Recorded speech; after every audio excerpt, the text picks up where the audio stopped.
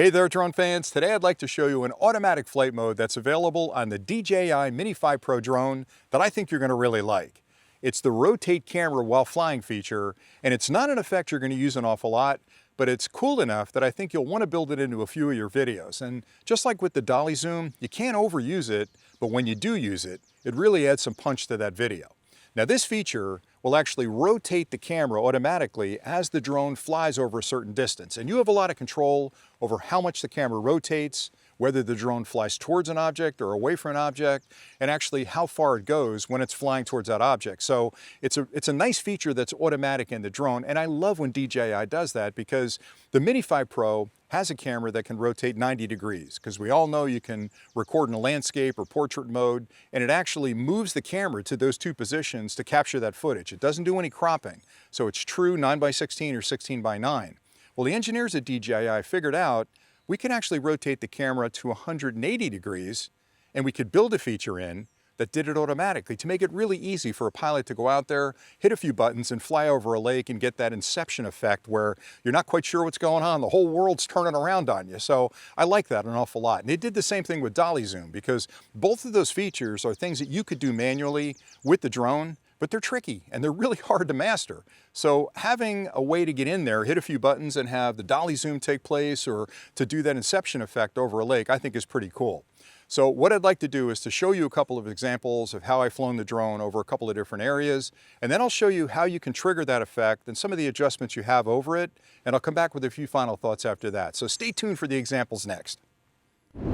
In this first example, I wanted to capture some motion in the scene that I was actually filming as I rotated the camera. And you can see that tractor's approaching me across that field as it harvests the wheat. And if you watch the road directly in front of the drone, you'll see a car zip along to the left. And I think that really adds to the unsettling effect that this rotation provides. In the second example, I wanted to find a location that had objects of different heights, like the tall lights over the baseball field and the shorter trees that I'm flying through right now. And I feel like this really enhances the vertigo I'm feeling as I'm flying through this landscape, with the ground slowly rotating above me and the sky below me. And even though I know it's only the camera spinning, I had to keep an eye on the drone because it's a really unsettling feeling when you're flying like this. This is a really simple feature to use. You'll start on the main screen on the controller, and in the upper right hand side above the red button, you'll see the little film strip there. You can just tap that, and that'll bring up your choices. You can either be in photo, video, or quick shots. If you click on the quick shots icon, that'll bring up the menu for all the quick shots you can do with the Mini 5 Pro. The one you want to tap on is the rotate icon, which is in the upper left. So if you tap that, it'll actually bring up a menu, and you can see it down the bottom there, where you have a choice of flying forward, flying backwards, what type of rotation you want to do with the drone, 180 degrees or some other metric. And then you can also decide how far it's going to fly and how long it's going to fly. So you can perfectly adjust the flight pattern with the rotation to match your needs for that particular shoot.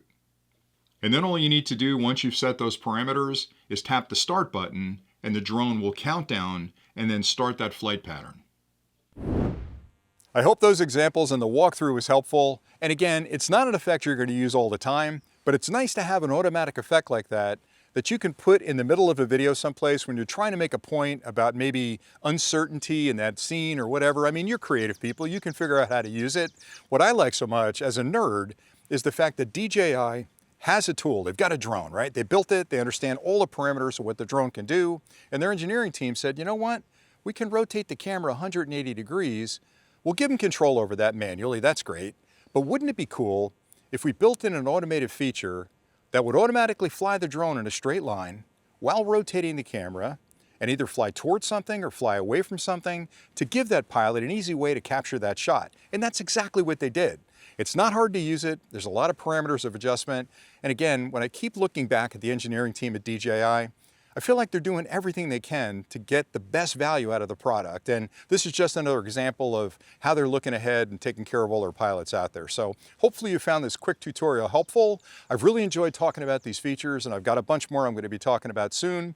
If you haven't subscribed to the channel, what are you waiting for? Hit that subscribe button down there and join the Drone Valley family. I have so many more drone clips coming, a couple of new products being released this summer that we're going to talk about as well, and a whole lot of other technology that I'm sure you're interested in. So thanks an awful lot for all your support, and until next time, as always, Happy flying.